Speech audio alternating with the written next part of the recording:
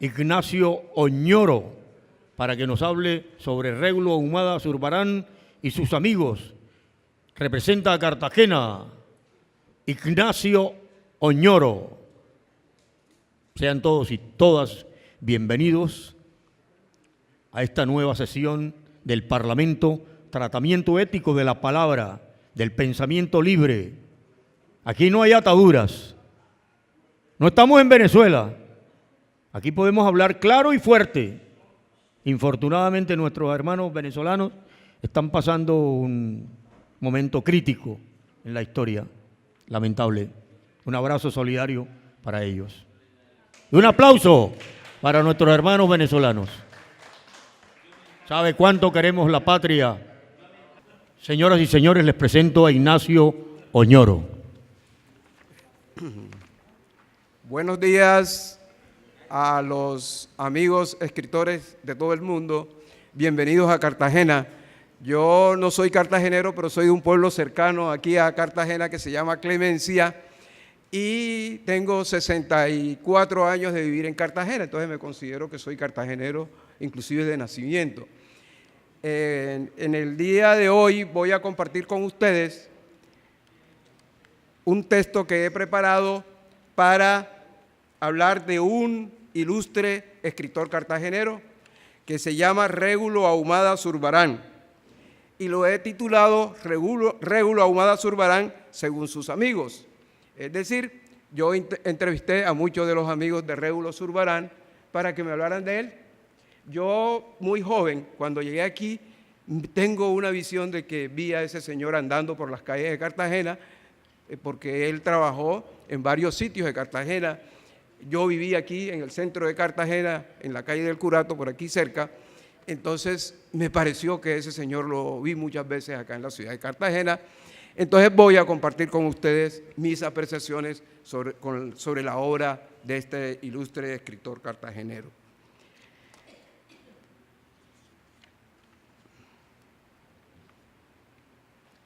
Deseo saludar a los directivos de la Asociación de Escritores de la Costa por haberme enviado a mi correo esta invitación para que participara en este evento, a los invitados especiales que estén acá, a ustedes, señoras y señores participantes en el 15º Parlamento Internacional de Escritores de Cartagena y tercero.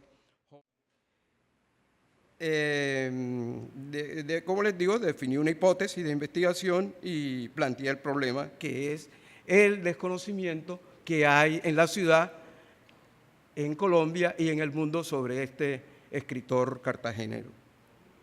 Y entonces definí unos objetivos que son los de dar a conocer la importancia que tiene este escritor en el mundo de las letras. Y entonces describir cómo era Cartagena, cerquita, en esa época de Régulo Ahumada, conocer su obra literaria y periodística y hacer un análisis de su obra eximia Chambacú. Analizar las opiniones de sus amigos periodistas y teatreros y hacer unas propuestas para que se conozca la obra de este eximio escritor cartagenero. En la época en que Régulo Ahumada vivió en Cartagena, algunos de sus amigos, como el escritor Abel Ávila, que es quien le publica algunos de sus libros, habla sobre él. Abel Ávila montó una editorial pequeña y entonces él era quien publicaba libros aquí en la región Caribe. Abel Ávila habla sobre Régulo Ahumada y debió ser muy amigo de él para publicarle los libros. Estos son los libros que la editorial Antillas le publicó a Régulo Ahumada. Hay un investigador cartagenero y cineasta, Ricardo Chica, también describe cómo era Cartagena. Dice que para esa época Cartagena tenía 100.000 habitantes y el 50% de esos 100.000 habitantes eran analfabetas. Es decir, estamos en la meca de la cultura, ¿verdad? Pero la meca de la cultura tiene este problema, ¿verdad? Muchos somos analfabetas, y algunos somos analfabetas realmente porque no sabemos leer ni escribir, y otros somos funcionales Aquí no le paramos bola a nada en el mundo, ¿verdad? Andamos en el mundo pero sin pararle bola. Entonces, en esa época, el 50% de los cartageneros eran analfabetas. Supónganse ustedes cómo era una ciudad bien difícil. Pero, sin embargo, en esa época, en 1960, un cartagenero, Víctor Nieto Núñez, funda el Festival de Cine de Cartagena, que es el primer festival de cine en Latinoamérica. Fíjense, a pesar de tener esos problemas de analfabetismo, hay algún cartagenero que dice, bueno, voy a hacer un festival de cine, y efectivamente organiza el Festival de Cine, que todavía existe, ¿verdad? Todavía ese festival existe. Algunos cartageneros dicen que ya no es de Cartagena, sino es de otros mundos. Bueno, entonces Régulo Ahumada, como les comentaba, nació en 1925 y murió en el 2010, no hace mucho tiempo, hace apenas 7 años que murió Régulo Ahumada. Se casó con Clementina Álvarez, tiene una hija. Toda esta información es tomada de las investigaciones que ha hecho el profesor Argemiro Menco Mendoza, que ya llegó, no ha llegado. Para que me escuche, que los nombro, que sí, es su información la que estoy utilizando para hacer este trabajo. Fue bachiller del Colegio de Barranquilla, estudió técnicas de administración de personal, fue dibujante artístico, estudió teatro, filosofía y letras en la Universidad Nacional, o sea, en Bogotá. La Universidad Nacional, la sede principal es Bogotá, él estudió en Bogotá. Y su vida laboral, como decía, fue periodista, fíjese, siempre estuvo como periodista, profesor también, profesor de historia, del teatro en el Instituto de Cultura Departamental de Bolívar, trabajó en los periódicos cartageneros El Universal y el Diario de la Costa, y en uno de Barranquilla, el diario El Nacional. También trabajó en El Espectador.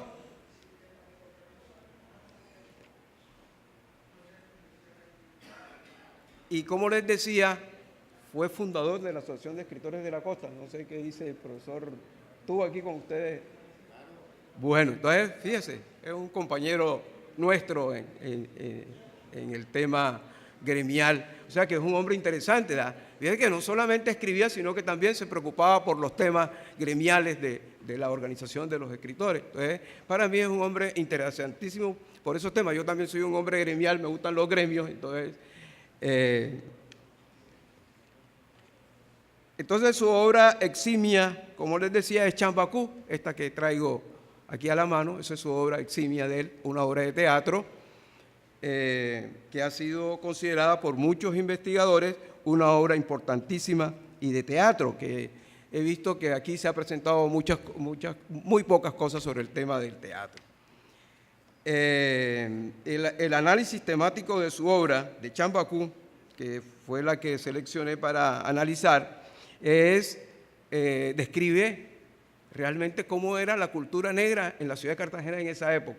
Es un tema importantísimo porque toca el tema de la cultura negra, y tengo aquí muchos párrafos del libro y sus actores.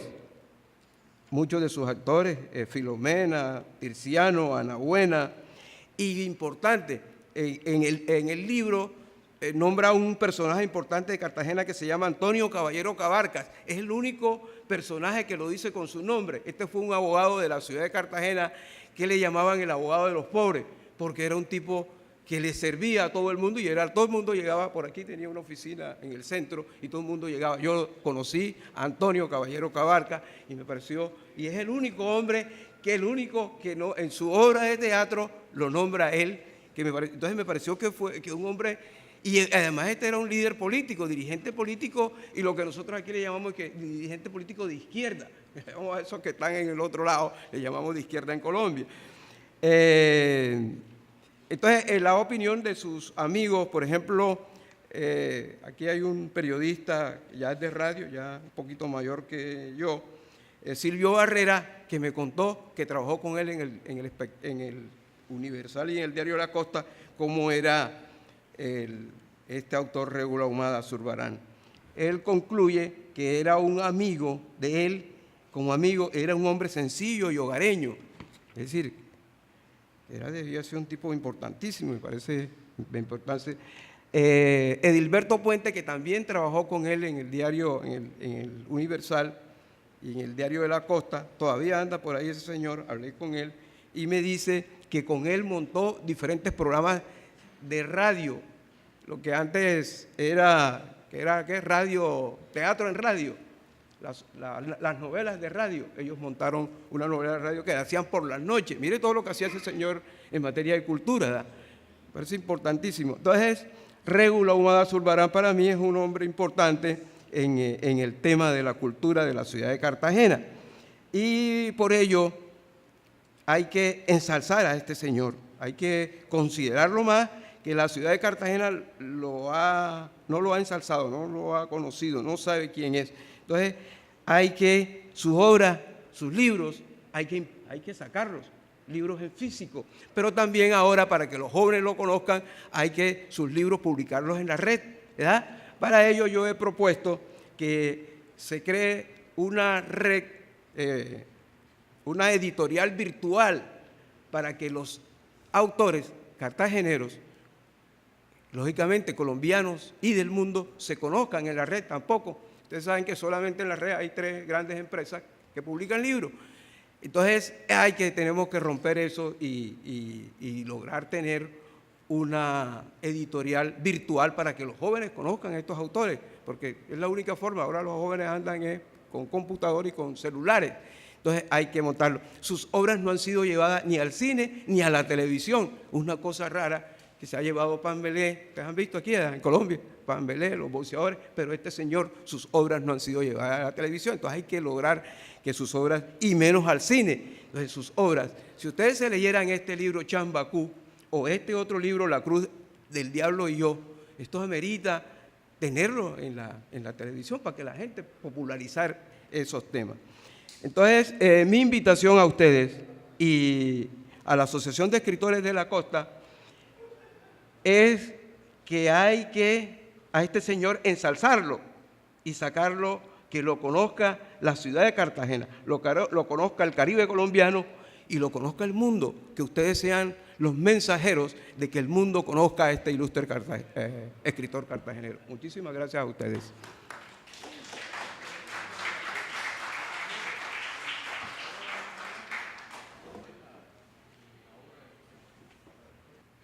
Ajá, viejo ñoto. Don Juan.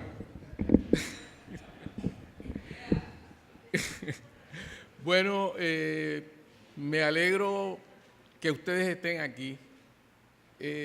Soy cartagenero 100%.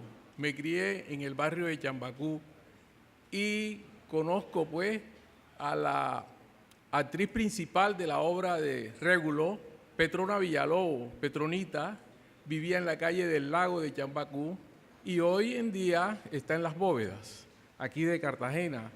Tiene un almacén de cuestiones turísticas, de artesanía.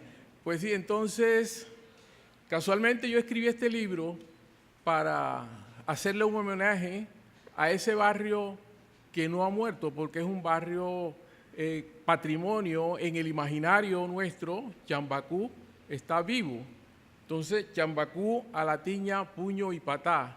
Este nombre fue sugerido por mi exalumno Jorge García Usta, allá, que en paz descanse, en el Liceo de Bolívar.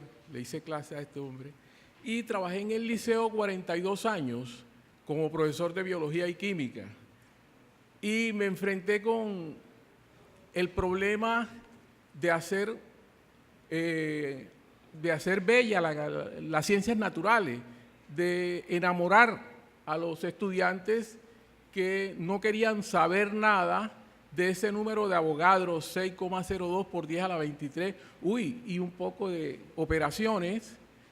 Era profesor del bachillerato en especialidades en humanidades, entonces había que enamorar a los estudiantes para que a través de una canción o de un poema que no llega pues a tener todos los requisitos que exige el poeta curtido. Entonces me atreví pues a hacer un libro en un libro que es como didascálico, didáctico para enamorar. Se llama La lírica en las ciencias naturales. Entonces, donde tomo temas de ciencias naturales, de biología, de química, y hago una especie de poema, pero con el permiso de los poetas. Yo no soy poeta, me gusta la crónica, la narración, pero uno tiene momentos en que tiene que acogerse pues a el medio, y más cuando tiene esa vocación de maestro. Yo me considero un maestro, pues sí, y entonces hice este libro, donde tomo temas como, por ejemplo, hablar de los hidróxidos, enseñarle los hidróxidos a alguien que quiere hacer poema y que quiere estudiar humanidades. Y es por eso que quizás yo admiro tanto a Sábato, porque se dedicó a la física y ya a los 40 años decidió de que él iba a hacer literatura, o antes. Entonces él le tenía que poner ejemplos de todos estos que habían incursionado en las ciencias naturales. Y más, hay un gran hombre que nació en Lorica en el 1920, Manuel Zapata Olivella, médico antropólogo, y que él quería estudiar al animal. Y su padre, Antonio, lo llevó a la universidad. Bueno, estudie siquiera, aquí no hay facultades de ciencias naturales, aquí lo que hay es medicina. Estudia para que estudies el animal más perverso, para que estudies al hombre, y entró a estudiar medicina. Pues sí, entonces le ponía ejemplo, y sí, por ejemplo, hablarle de los hidróxidos, ¿ve? Hidróxidos. Entonces yo le busqué la rima consonante que le gusta, a los adolescentes les gusta la rima. Entonces, hidróxido del agua con el ácido básico, del metal elegido por reaccionar, de valencia conocida a tratar en el usado método clásico. En los hidróxidos, la nomenclatura de por sí compuestos alcalinos es de paciencia como los felinos para trabajar con soltura. Brazo, antebrazo y mano de juramentos. En el hombro está la clavícula y el omóplato sin enredo. Se proyecta con el húmero del brazo para lanzar al viento, yendo al inicio de la mano con carpo, metacarpo y dedo, mas antes ha dejado el antebrazo de cúbito y radio que siento. Está la cadera de coxalo o ilíaco formando la móvil cintura, trompo de 1000 vueltas que danza con soltura un chandé, se sostiene sobre el muslo uniéndose al fémur con soltura, terminando la pierna de rótula tibia y delgado peroné. Al final están los que prestan agilidad al erguido bípedo, fuerte armazón para sostener la vertical postura, sosteniéndose de pie con tarso, metatarso y dedo, para hacer de este homo intelectual la esbelta figura. La celdilla estrellada. Ramificada y en múltiple forma, la naturaleza la puede presentar con soma ovalado, largo cilindroeje y dendrita arborizadas, moviéndose en permanente acción sin el organismo impacientar, dendritas captadoras, somas transformadores y axones de retirada. Entre el largo cilindraje y la delicada dendrita hay una conexión, la cual es de asomado y simple contacto llamado contigüidad, sin llegar a efectuarse la continuidad de anastomosis en conducción. Es la tan nombrada sinapsis que no alcanza a romper la integridad. Neurología. Se entra y estudia los órganos del sistema nervioso, elementos centrales, periféricos distribuidos en todo el soma corporal, los centrales en el encéfalo y la médula cubiertos por el sistema óseo y tú periférico de la vida vegetativa y de relación corres en forma de ramal. El encéfalo formado de bulbo, protuberancia, cerebelo y cerebro, todos en la cavidad craneana.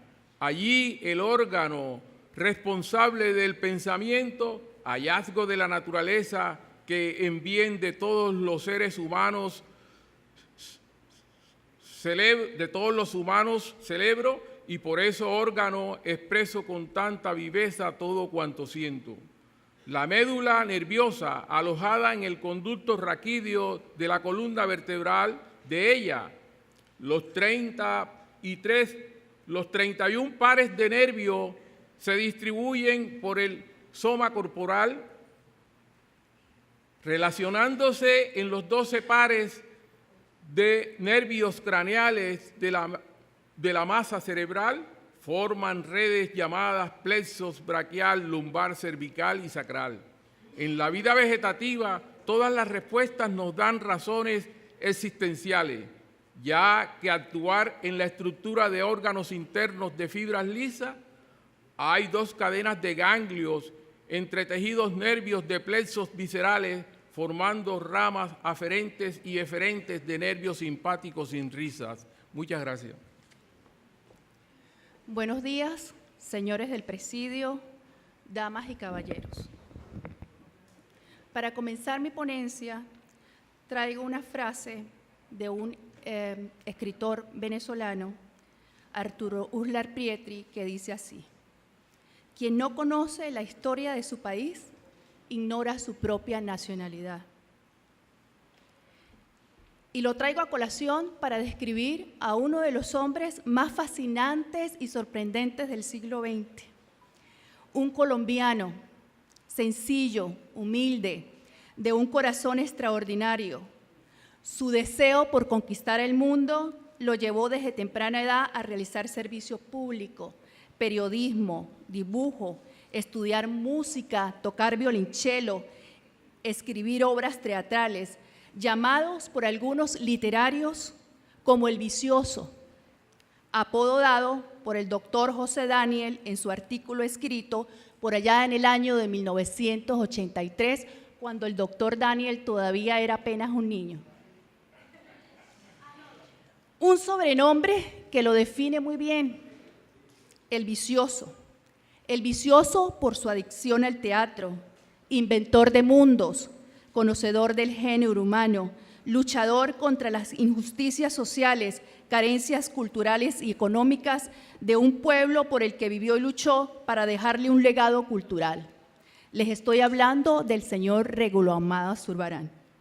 Nació en esta su ciudad, Cartagena, en el año de 1925 y murió el 16 de mayo del 2010 en esta misma ciudad. Estuvo felizmente casado con la señora Clementina Álvarez, y digo felizmente casado porque ella tuvo el honor de decirme que así fue, y para que una mujer lo diga, pues eso tiene que ser verdad. De igual forma, trabajó en los periódicos El Cartagenero, El Universal y El Diario de la Costa, destacándose como reportero, cronista y columnista. También formó parte de la familia del periódico El Espectador y El Nacional de Barranquilla. Su gran carisma, sumado a una profunda seguridad en sí mismo, le llevó a participar en muchos momentos amenos con Héctor Rojas Erazo y Gabriel García Márquez. Fue partícipe en la creación del Festival Internacional de Cine de Cartagena, apoyó el Festival del Cine Fantástico y del Horror. Fue miembro de la Asociación de Periodistas de Cartagena, del Colegio Nacional de Periodistas Seccional Cartagena, de la Asociación de Escritores de la Costa y de la Academia de la Historia de Cartagena, entre muchos otros. Entre sus obras tenemos Muros de Presidio, Ruleta Rusa, El Club de los Jacobinos, Dos Derrotados, Chambacú, La Cruz del Diablo y yo, entre muchas otras. También obtuvo importantes premios a nivel nacional e internacional. Cada una de estas obras aquí representadas están enmarcadas en un proceso político colombiano, signado por innumerables acciones en las que han figurado como sujetos de los más representativos de sus clases sociales hasta los grupos medios menos privilegiados. Sus participaciones también estuvieron pautadas en la conducción y desenvolvimiento de la vida de los personajes allí representados. Este hombre también se interesó en grandes clásicos, entre los que figuran, y les voy a decir brevemente algunos de ellos, Lope de la Vega, Cervantes, Pedro Calderón de la Barca, Shakespeare, Lorca, Alejandro Casanova, Charles Chaplin, José Reyes, Santiago García, quienes moldearon su capacidad e ingenio nato. En conclusión, podemos decir que Regulo Ahumada Zurbarán se atrevió a soñar, señores, a soñar en grande, a convertir sus carencias y debilidades en fortalezas, que lo hacen autor y copartícipe de su propia historia, reconociendo en él a uno de los dramaturgos más importantes del siglo XX, orgullo del pueblo colombiano, a quien esta humilde servidora reconoce como un hombre que buscó su origen, que escarbó entre sus raíces para dar a conocer su propia identidad. Sin lugar a dudas, su trabajo periodístico, preciso y limpio contribuyó a desenmascarar una mentira que puso en vilo la realidad de una época. Y para terminar, les traigo una frase de su obra Chambacú, de uno de sus personajes, La Comadreja, que dice así: el mundo es ancho y largo y tenemos que contentarnos viviendo en un pedacito. Muchas gracias. Me cogieron robándome la base. El catcher tiró a tercera.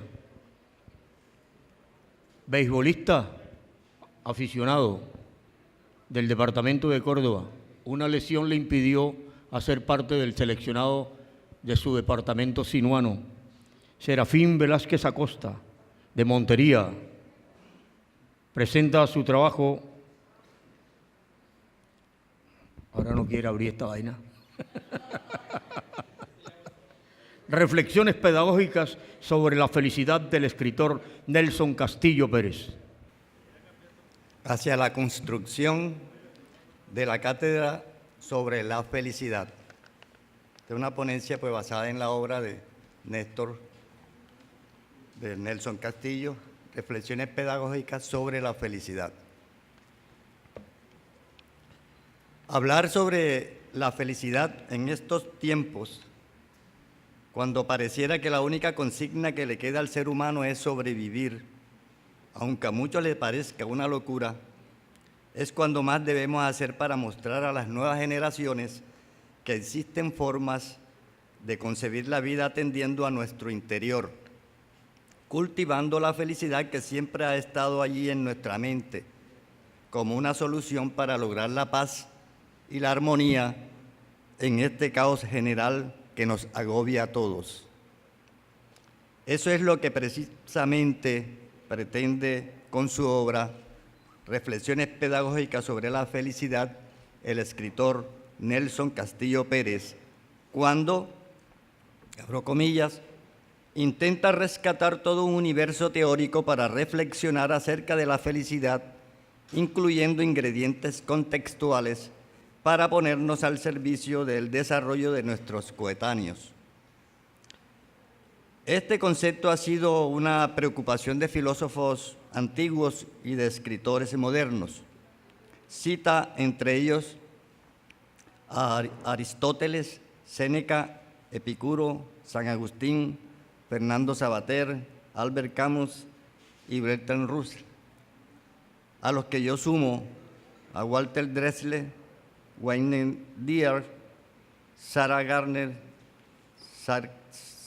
Sati Gawin, Pablo Coelho, Stephen Klein y los pensadores ocios Rabindranath Tagore, Krishnamurti, Sir Saume Sivananda, Anthony de Melo y Deepak Chopra. Afirmar que el hombre feliz es aquel que gana la tranquilidad de la conciencia y disfruta de su libertad porque ha sido capaz de ejercer la fuerza de la razón y que dicho sosiego espiritual le permite disfrutar con mayor deleite los placeres y las gratas satisfacciones que le deparan las circunstancias, solo es posible en quien, como Nelson, ha logrado incorporar en su personalidad al hombre sereno que no persigue triunfos, riquezas ni prestigio, que vive sin apegos, sin angustias, satisfecho por lo que ha logrado, que disfruta de la música, la poesía, la naturaleza, la belleza, pero con una sensibilidad tal que quisiera compartir su estado de conciencia espiritual con aquellos que se lamentan resignados porque han perdido la esperanza. Con la autoridad moral que le asiste, Nelson, convirtiendo el concepto felicidad como un objeto de investigación, mediante un ejercicio de construcción intelectual, va entretejiendo alrededor del mismo otros conceptos a los que el común de la gente de nuestros tiempos no le da ninguna trascendencia, pero cuyos mensajes tienen unos valores específicos cuando de alcanzar la felicidad se trata. Ética, moral, conciencia, libertad, carácter, inteligencia estética, la virtud, la razón, la alegría, el amor, entre otras, que se relacionan entre sí y las cuales son fundamentales en el proceso mental de buscar la felicidad. Pero con una sociedad atrapada en la trivialidad, con un vocabulario pobre, ¿qué podemos esperar? Las dificultades en las comunicaciones con los jóvenes de hoy son exasperantes. Los referentes teóricos de su mundo están en los celulares y tienen sus propios códigos. Para los educadores tradicionales, esta conducta sin duda está incidiendo considerablemente en formar hombres nuevos, sensibles, que amen la vida, la justicia, la naturaleza, en fin, que sean, en el sentido estricto de la palabra, seres humanos. Abrir un nuevo debate a partir del instrumento pedagógico, filosófico y político que nos entrega Nelson Castillo Pérez con su obra es una tarea que requiere desafío e imaginación. Y en tal sentido, al sumarme a este propósito, planteo como contribución los siguientes dos elementos estructurantes para el diseño de una cátedra sobre la felicidad, objeto de esta ponencia. Uno, primero, la contextualización en el contexto de hoy. Escudriñar el alma de las palabras, conceptualizar lo que ellas representan es una de las razones que aduce el autor del porqué de su texto, pues, abro comillas, no solo basta usar los signos como simples elementos formales de contactos humanos, ni nombrar las cosas para no tener que señalarlas con el dedo, sino también para construir destino, posibilidades de alcanzar una mayor sabiduría que permita el crecimiento de la intelectualidad y la espiritualidad humanas, en pos de organizar una sociedad más justa, equitativa, respetuosa y tolerante.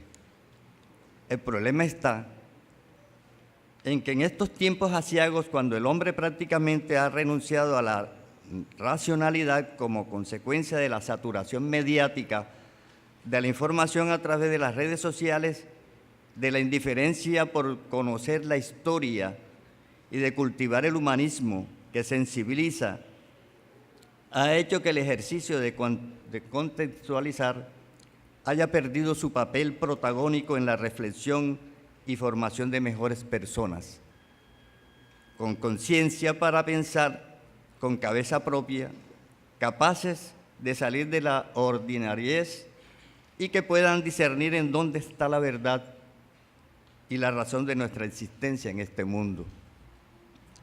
Desde aquellos tiempos cuando se pensaba que la tierra era plana que arriba en la bóveda celeste quedaba el cielo y abajo del suelo quedaba el infierno, hasta la actualidad es mucho lo que la ciencia ha descubierto y muchos los conocimientos producidos para explicar la realidad que nos circunda. De allí que no siempre la misma palabra tenga un mismo significado para quienes las usan o escuchan, pues depende del contexto, de las circunstancias específicas del lugar y tiempo en que se está produciendo el acto de comunicación, pues la palabra, como lo dice el autor en uno de sus apartes, comillas, constituyen una forma de ver el mundo, de sentir la vida, pues encierra una construcción colectiva que se internaliza en la psiquis de los hablantes. Las palabras se convierten en instrumentos mentales que orientan la sensibilidad y los sentimientos de los habitantes en vista de que aquellas son posesiones culturales dominadas por la mente humana. Al respecto, utilizando términos agronómicos, dada mi profesión de ingeniero agrónomo, así definiría yo el término felicidad. La felicidad es una semilla que cada ser humano lleva en su mente, en un estado de latencia, la cual cuando se le da de manera dosificada y permanente la energía contenida en el aire, en el agua, la luz solar y los nutrientes necesarios, germina, se desarrolla, florece y da sus frutos, placer, felicidad, alegría y dicha, sin obstáculo alguno en medio de todas las adversidades climáticas y ambientales que se le presente en la vida al afortunado que la cultiva. Segundo punto es la calidad de vida, calidad ambiental y felicidad. La calidad de vida podría definirse como una tranquilidad de espíritu más una sensación de felicidad, resultado de tener satisfechas todas nuestras necesidades materiales y aquellas que nos aseguran un desarrollo espiritual y físico conveniente. Entre ellas la autoestima, la libertad, los derechos humanos y la calidad del medio ambiente considerada hoy inseparable de la calidad de vida. Desafortunadamente, frente a la barbarie de la sociedad tecnocrática y consumista, donde la concepción actual de riqueza y de pobreza, considerados en términos de tener, es más importante que el ser. No es suficiente para romper ese paradigma.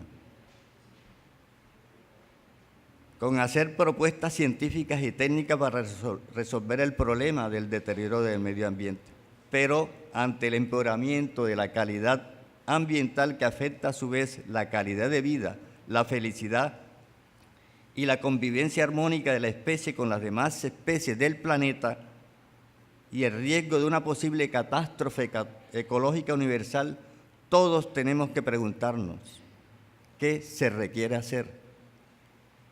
En tal sentido, cito a Ezequiel Ander.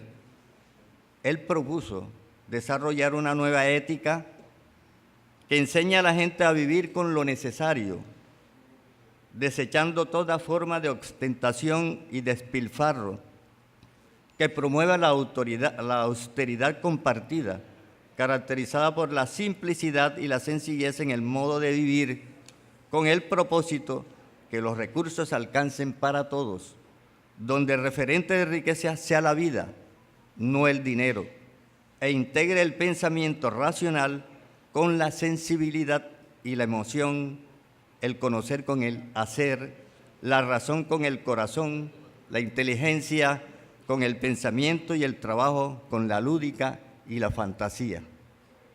Igualmente lo hizo el Papa Francisco en su encíclica Laudato Si, al plantearnos que la moral es un imperativo ecuménico que nos conduzca a plantear a todos los habitantes de la Tierra la forma de enfrentar juntos la crisis ambiental que nos afecta. Al respecto, poco o nada hemos hecho. Por lo mismo, invito a todos los escritores afiliados a la Asociación de Escritores de la Costa a analizar la obra de Nelson Castillo Pérez, a su junta directiva, organizar conversatorios sobre el tema para ir perfilando un programa para la cátedra sobre la felicidad, con el propósito, además, de apuntalar el proceso de paz en la etapa de postconflicto, que requiere el concurso de todos, que desde la academia se dé lugar a la realización del reencantamiento del mundo, dando emoción, poesía y ternura a la vida a través de la belleza y la alegría vivida en la cotidianidad, la espontaneidad y la calidez en las relaciones interpersonales en lugar de los fríos principios y esquemas preestablecidos y cálculos rentables que nos mantienen esclavizados como códigos perdidos en software estadísticos. Muchas gracias. Buenos días. Gracias a ustedes, a la hermosa presencia y a la paciencia de ustedes. Y gracias al Parlamento de Escritores, al maestro Daniel y a todo su equipo por brindarnos a nosotros esta posibilidad de conversar de esta manera tan amable y respetuosa. Este es un trabajo muy modesto, pero con esfuerzo, porque es difícil alejarse un tanto del amigo entrañable y escribir sobre su obra, en el sentido de que no se interfieran esos afectos con la producción intelectual del amigo. Con Nelson me une una amistad de mucho tiempo, una amistad desde los sueños juveniles, como quiera que compartimos aula en la Universidad del Atlántico, y luego somos colegas en la Universidad de Córdoba. Él es profesor adscrito al Departamento de Literatura, yo soy docente adscrito al Departamento de Psicopedagogía, hoy funjo como decano de la Facultad de Educación, y Nelson es uno de mis compañeros entrañables en esta facultad. De tal manera que es difícil, pero este es el intento. Los recuerdos juveniles en el imaginario del Caribe colombiano en Conspiración contra Bertilda, una de sus novelas iniciales. Hay un epígrafe que antecede el texto. Comillas. Un tiempo poseedor de peso específico cae sobre ti como un viejo sueño con múltiples significados. Continúas desplazándote para atravesar ese tiempo, aunque llegues hasta el fin del mundo, no podrás huir de él. Con todo, tienes que llegar hasta el final, porque hay algo que no podrás hacer a menos que consigas llegar hasta allí. Cierro comillas.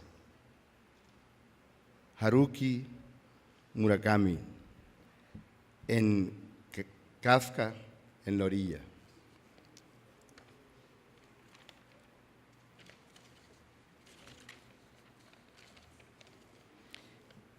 Inicio estas líneas con una reflexión del avesado biógrafo Óscar Pantoja, comillas, un gran escritor reaviva mundos desaparecidos, cierro comillas.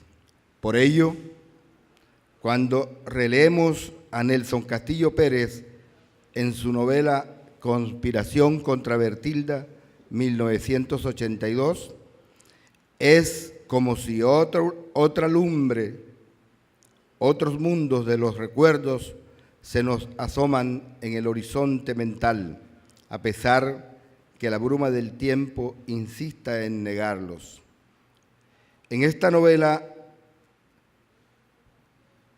En esta novela corta, el autor logra, como ningún otro escritor en el Caribe colombiano, y es posible en el país, describir, recrear y demostrar cómo funcionan los recuerdos juveniles en la mente de los hombres de nuestra cultura a través del bello y significativo arte de la literatura.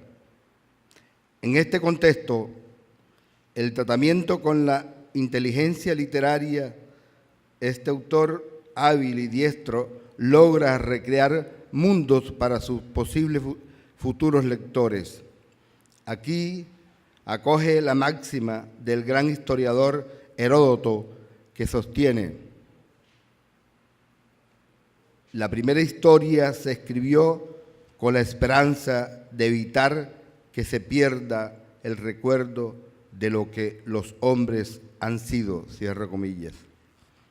Leer a Nelson Castillo Pérez en esta novela es abordar un mundo retenido, pero iluminado por haces de luz que se amplían o se expanden de acuerdo al nivel de sensibilidad o comprensión del lector, como el olor de los recuerdos moviéndose en nuestros pensamientos. Los recuerdos juveniles es el tema central de esta novela, comillas, cito aquí al autor.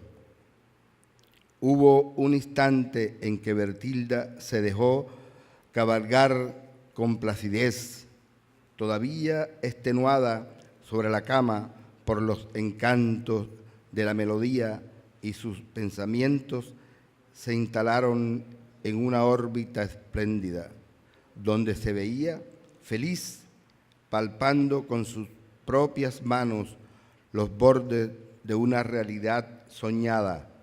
Los acordes de la canción la envolvían de pies a cabeza, la elevaban por los aires de las ilusiones y la metían allá arriba por segundos maravillosos, cierro comillas.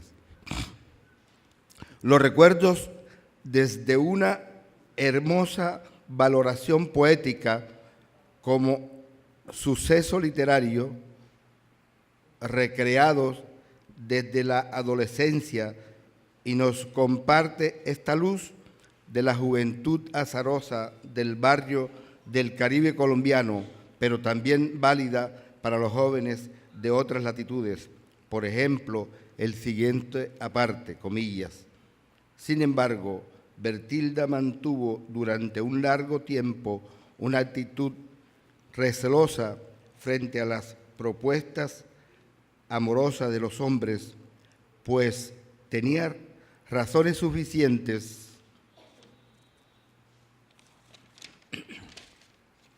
para aguardar un recuerdo amargo de amor, y caminaba entonces con sumo cuidado por la otra orilla de aquel lado del amor, comillas. Todos los hombres son iguales, cierro comillas. Les hacía notar a los admiradores que le asediaban, comillas. El amor no existe. Remataba con esa convicción pueril de todas las mujeres que acababan de recibir el derrumbamiento de un desengaño. Estas lumbres sobre el tratamiento de los recuerdos desde la literatura con el tiempo se avivan. Hoy son luces fuertes, a pesar de opiniones adversas como aquellas ignorantes e insultantes de un viejo profesor, quien, posando de lector atrevido, juzgó estos textos publicados hace mucho tiempo como unos, comillas, libritos sin trascendencia. Pero el tiempo, juez implacable, nos va marcando rumbos claros, y hoy aquí nos ocupa a todos los contertulios de este Parlamento de escritores el pensamiento literario de Nelson Castillo Pérez. La madurez literaria del autor nos ha indicado otras cosas. Estamos justo ante una obra sólida, curtida en la urdimbre del tesón literario, pero con una característica asumida por ese autor, me refiero al silencio, alejado de los espavientos y de los cenáculos, actitud criticada y censurada por algunos, pero para mí válida a pesar de lo negativo que pueda ser.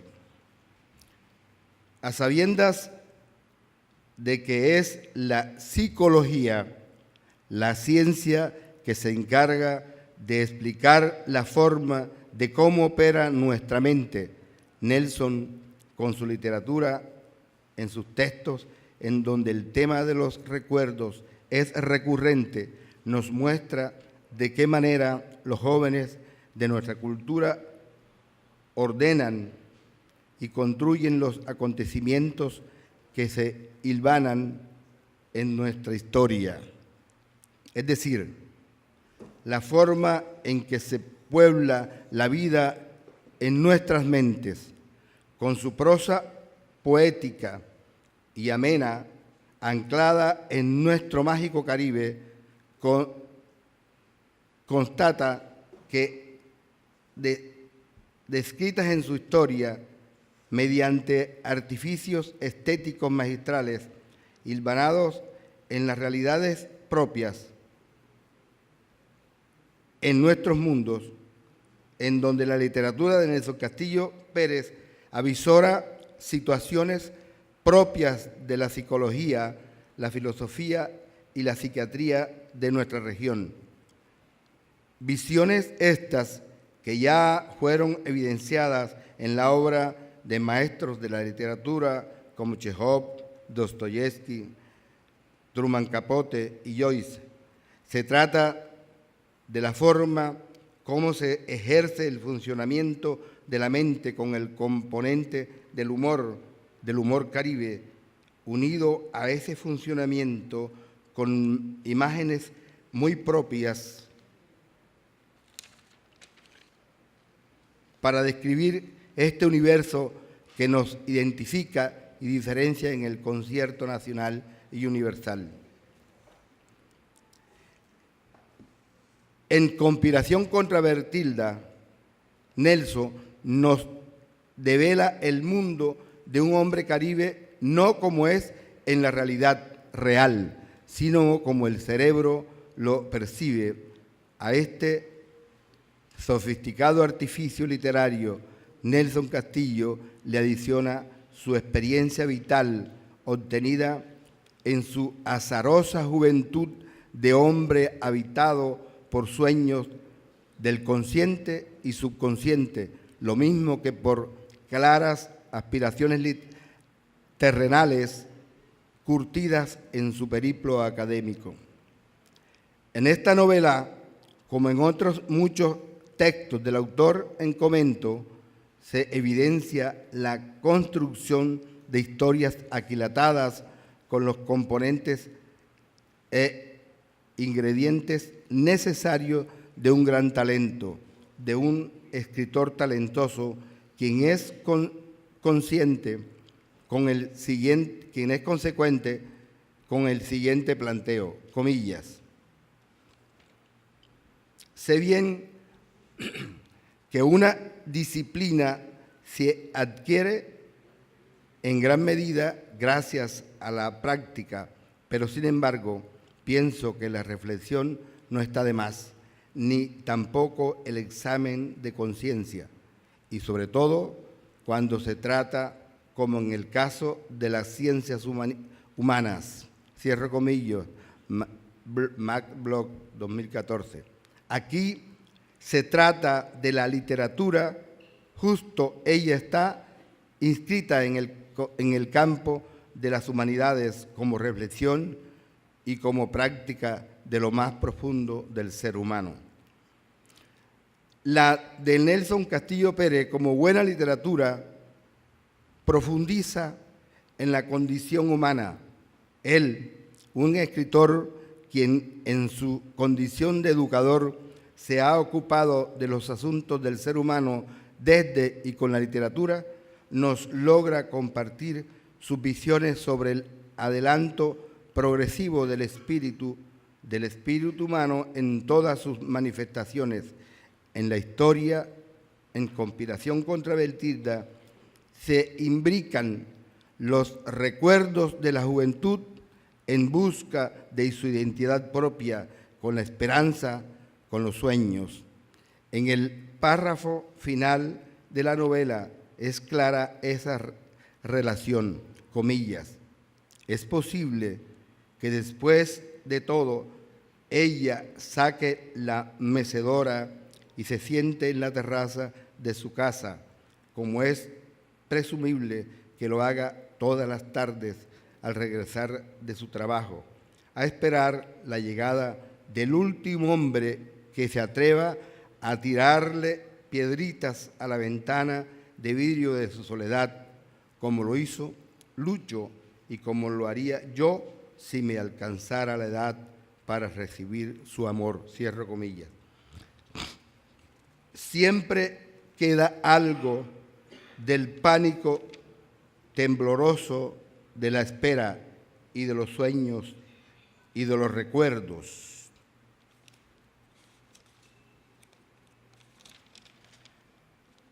Para concluir, debo decir que vale más la agonía que el olvido total, porque los que se dejan derrotar de las primeras heridas del olvido no conocerán la dicha de compartir un sueño en el otro extremo del olvido. Gracias. Algunas consideraciones que quiero compartir, no muy extensa, vamos a aprovechar el tiempo. Quisiera más centrarme en leer algunos párrafos de la obra de Nelson, que poco escuchamos. Creo que de todos los que aquí estamos hoy, algunos no han leído, no porque se tenga la obligación ni porque tiene que como escritor leer todo lo que existe, no, sino algunos quizás no hayan leído Conspiración contra Bertilda, la novela de Nelson, quizás no hayan leído una serie de cuentos de él o El viaje. Quisiera iniciar el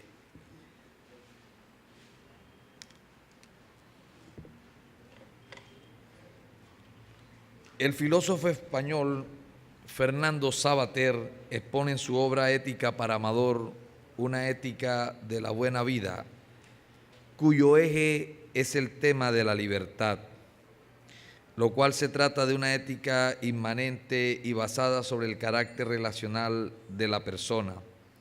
Así pues, buena vida, libertad, felicidad, inmanencia y relacionalidad serían las señas de identidad con la que podemos aproximarnos a algún personaje de esta obra del escritor loriquero Nelson Castillo Pérez. Ayer comentaba el caso de Gonzalo Amador, cómo llegó a enamorar a Bertilda y cómo ésta se perdió locamente en sus brazos. Llegábamos a la conclusión de qué tan ético es el amor cuando es compartido.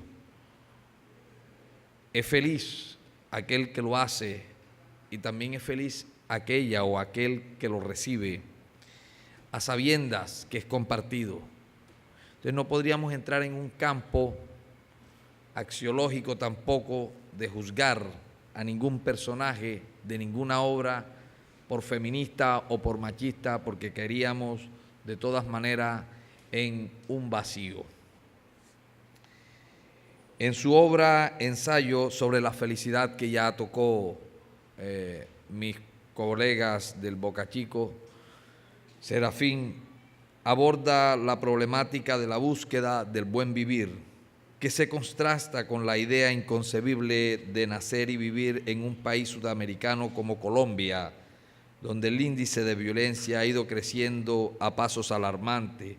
No obstante, Nelson es un convencido de que podemos vivir y escapar a través de la felicidad, de lo que nos gusta, de aquello que nos hace bien, y busca de manera en la práctica razonable de la cotidianidad que el aspecto ético del buen vivir es y será la estrategia principal, individual, para poder sortear estas situaciones.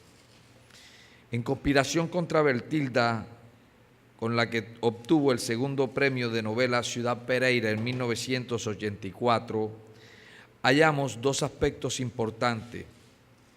La primera es una reflexión sobre el amor, lo tocado, evidenciado en la mujer, pero también en el mismo hombre. Para nosotros, los caribeños, la mujer es un jardín, un sueño, una poesía a la que hay que conquistar con melodía del lenguaje, así como el trovador conquista la noche. Nosotros vemos una mujer hermosa y ¿quién no la piropea? ¿Quién no le dice algo? ¿Quién no la galantea? ¿Quién no es atento? A diferencia de otros países como en Suecia, me contaba el maestro Antonio Moraveles, en donde es imposible que un hombre le diga un piropo porque puede ir a la cárcel por acoso. No le puede decir que hermosa estás porque es factible de que pueda ir a la cárcel. Son ellas las que toman la determinación de piropearlo, enamorarlo a uno. Qué cosa tan buenísima, ojalá me suceda a mí en estas latitudes. Bueno, no tendría uno que hacer tanto esfuerzo como el que hizo Gonzalo Amador, las peripecias para conquistar a Bertilda, que en el barrio Arenal, un barrio contiguo al mío y que conozco muy bien, sí, en las esquinas de las calles, de las casas, se reunían solo a verla pasar y murmurar sobre su belleza. Entonces, los amantes se abrigan en los vientos nocturnos o en una balada que les interpreta su sentir. El amante, cuando llega a tocar la piel de la amada, se siente en el agua y se sumerge en ella como una noche en el mar, pero también se puede convertir en una entrada hasta llegar a la posesión de un cuerpo que a veces deja alteraciones en el alma o insatisfacciones en el aspecto sexual. Garcés, 2007. La imagen de la mujer, por el otro lado, en esta obra, es el silencio que lo atraviesa como una gota pesada y demiurga. Ojalá no me equivoque en la página.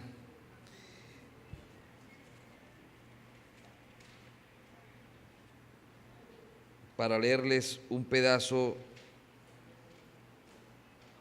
Bien.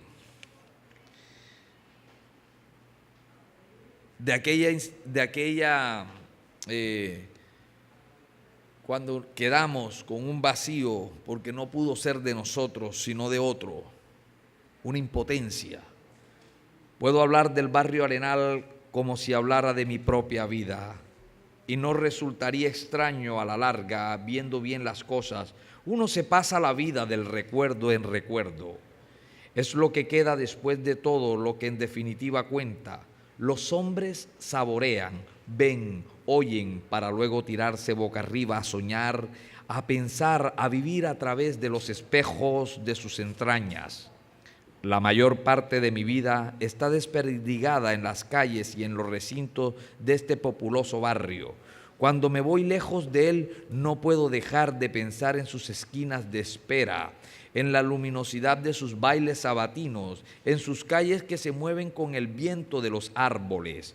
No puedo dejar de ver rostros de amigos y de mujeres que se metieron en mí para siempre y que siguen aún saltando en mi memoria como peces vivos. No tengo la culpa, soy un arraigado. Imagino que Nelson, abro paréntesis, cuando escribió la crónica El viaje, porque pudo ver también allá a un Martín Correa, un hombre de corta estatura, incisivo, porque viene, sí, de un de una escalera helicoidal de ADN de ser esclavo, pero es incisivo con todo, pero a la postre solo para congraciarse con cada uno de nosotros, sus amigos. Cierro el paréntesis. Las circunstancias me formaron un lodo de tristeza en el alma. En realidad no tuve fuerzas para sobreponerme a ellas. Los amigos entrañables se iban enviados por sus padres para que se hicieran civilizados en otras tierras. Las mujeres de mis encantos se llevaban para que no fueran simplemente novias del hijo de Adela. Yo quedaba solo, extraviado, esperando. Me volví triste en la espera.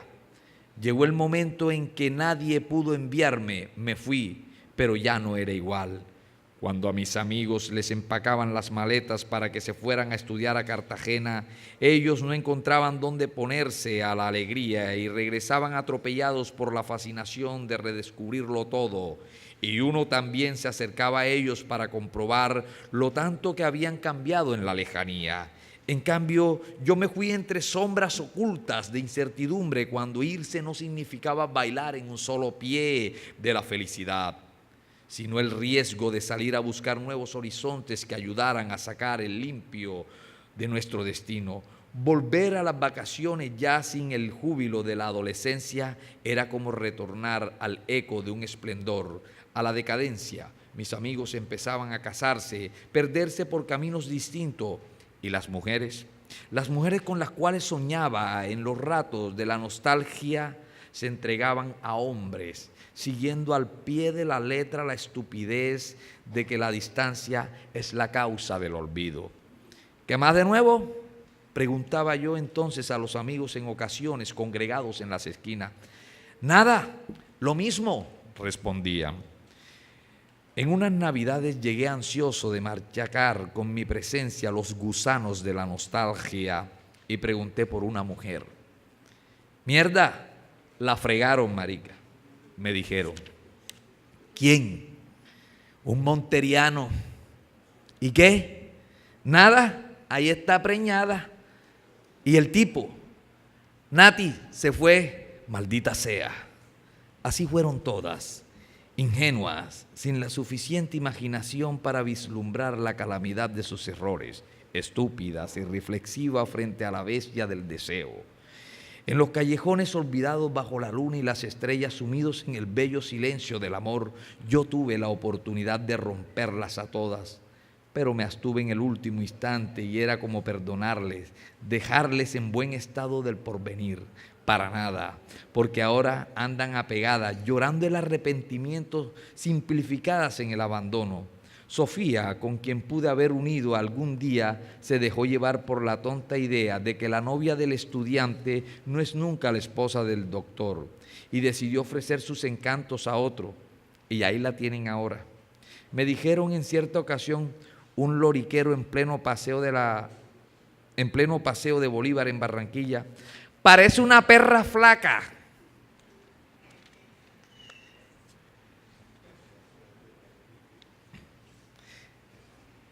Ese silencio que los hombres los atraviesa como una gota pesada de miurga, pues le da el dolor que necesita para ver crecer los deseos de conquistar a la mujer y a la misma vida. Tanto los personajes femeninos y masculinos viven en su mayor parte rodeados por una búsqueda incansable del amor. Este propósito está vinculado con el desgarre de la inocencia, que se evidencia en lenguajes, anécdotas y relación del deseo, tanto de la mujer con alguien que la redima en el Caribe colombiano, o el hombre, ¿sí?, con el deseo del culto y de los apetitos del cuerpo y del enamoramiento en un mundo trivializado por el código aún machista, lo que los lleva a estos estados de insatisfacciones y de constante búsqueda. Por el otro lado encontramos el paisaje cultural que nos rodea. Desde su patio Lorica, Castillo Pérez, cuya idea ha pintado esta aldea para universalizarla, porque no solo Lorica representa al Caribe colombiano, sino al Gran Caribe y mucho más allá de Lorica, que se convirtió en un crisol, en donde se han fundido formas ejemplares de convivencia, y quizás esa es la respuesta a nuestra conducta, tanto femenina como masculina, son las múltiples y fecundas mezclas étnicas, religiosas y culturales que nos obsequia esa herencia prehispánica, colonial, y aún las de masivas inmigraciones árabes, sirias, judías, palestinas, españolas, francesas, haitianas, así como también nos lega el paisaje, la biodiversidad, como hoy permiten este desarrollo literario en este hombre. En la crónica El viaje es un testimonio del cumplimiento de su felicidad, de su deseo, su encuentro con otra cultura, pero también en la que podemos mirar, ¿sí?, al otro en aquella. Decía Castillo Pérez, la literatura, cuando no se asume con el debido respeto, pasa su cuenta de cobro. Cuando abordamos el concepto amplio de la cultura como un sistema de significados y de valores y de actitudes y de formas simbólicas a través de los cuales empresa se encarna, como dice Burkey, podemos entender cómo en esta narrativa Castillo Pérez, en algunas de sus prácticas de la cultura popular que recrea, nos aproxima a eventos de la cotidianidad, como se evidencia también en cuentos como Vestido Nuevo, en los que la festividad de la región recrea las cargas de la sabiduría que persiste en la memoria colectiva para identidad. Hoy le decía, tienes una deuda de escribir sobre los picó y las casetas del barrio Arenal. Cuando yo era un niño, a las de 2 de la mañana solamente ponían música puertorriqueña, jíbaro. A esa hora que se quedaban ya algunas personas muy serias, era que ponían ese tipo de música. Por su parte, el cuento El hombre que atrapó la noche y el cuento de la luz, que tanto me gusta, muestran un hálito fantástico como instrumento de reelaboración de la realidad adversa a partir de elementos constitutivos. Yo creo que en Lorica la ficción supera la realidad. Leeré una parte más del libro y termino. Una mañana Bertilda hizo que el mundo amaneciera más bonito, porque eso hacen las mujeres, obviamente, que todos los días se levantó plena, limpia de sueños, con las primeras luces reveladoras del amanecer, removida por un hálito de aguas nuevas, y los pájaros libres llegaron emplumados de alegría a cantar en el patio, reclamados por el esplendor de su dicha, respirando un aire renovador, moviéndose con mucha gracia, como si siguiera el compás de una canción secreta. Bertilda rasgó las flores del jardín, podó los árboles de adorno del frente de la casa y buscó mejores lugares para colocar las macetas de la terraza. Así como el cielo abierto, radiante era su alma, explayada hacia la bondad del porvenir. Se sintió pura, librada de toda maldad, y se bañó con esa expresión diáfana de alegría, de vivir, cantando entre el agua de entusiasmo, y lavó sus prendas con ese aire perfumado y placentero con que toda mujer digna de este mundo debe lavar sus prendas, tarareando las canciones del amor. A partir de aquel día sus compañeras de trabajo empezaron a conocer una Bertilda más risueña y complaciente, guiada por una capacidad de comprensión que lo toleraba todo, hasta los desafueros de sus alumnos. De implacable y colérica en las clases se tornó dulce, maternal, sin perder los estribos cuando el discípulo de la última fila le ponía las quejas de que le habían robado el cuaderno de dibujo, y repetía sin desaliento hasta que todos entendieran que Simón Bolívar, el padre de la patria, liberó 5 naciones. Cristóbal Colón descubrió América y lo explicaba todo bien, siguiendo las normas eficaces de la didáctica, hasta que sonaban las campanas y ella salía a recibir un poco de aire, a sonreír con sus compañeras que también salían a tomar un poco de aire. Bertilda andaba como floreciendo, con su belleza bien cuidada, susurrando musiquita de suspiro, parecía flotar en la fragancia de la ensoñación. «Volviste a tus papeles», le dijeron entonces. Las personas allegadas a ella no lo pusieron en duda, en ningún momento era el amor. Una tarde cuando salía de la escuela sus compañeras le preguntaron con ese aire inofensivo de la curiosidad, «Dinos quién es».